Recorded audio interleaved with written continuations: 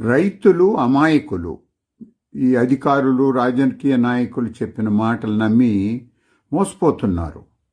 వాళ్ళు ఏమనుకుంటున్నారు? ప్రభుత్వాలు మాకు నీళ్లు ఉచితంగా ఇస్తున్నారు, ఎరువులు ఇస్తున్నారు, రుణాలు మాఫీ చేస్తున్నారు, డబ్బులు ఇస్తున్నారు అనుకుంటారు.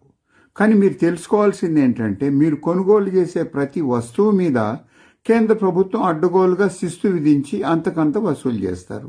సో మీకు మిగులుబాటు ఉండదు. దీనికి తోడు ఇంకొక ముఖ్యమైన సమస్య ఏం తెలుసా? మన దేశంలో గత 30 సంవత్సరాల నుండి ఏ పంట ఉత్పత్తి కూడా పెరగలేదు. మీకు మొక్కజొన్న తీసుకుంటే మనం 6,000 కిలోలు పండిస్తే అమెరికా వాడు 12,000 కిలోలు పండిస్తాడు. పత్తి చైనా వాడు 2,000 కిలోలు పండిస్తే మనం 500 కిలోలు పండిస్తున్నాము.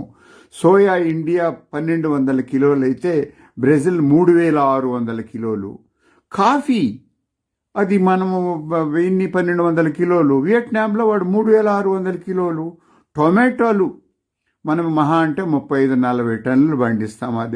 అదే ఇజ్రాయెల్లో 300 టన్నులు పండిస్తారు. దీని ఎందుకు? వీళ్ళకి సాంకేతిక పరిజ్ఞానం అందిస్తున్నారు.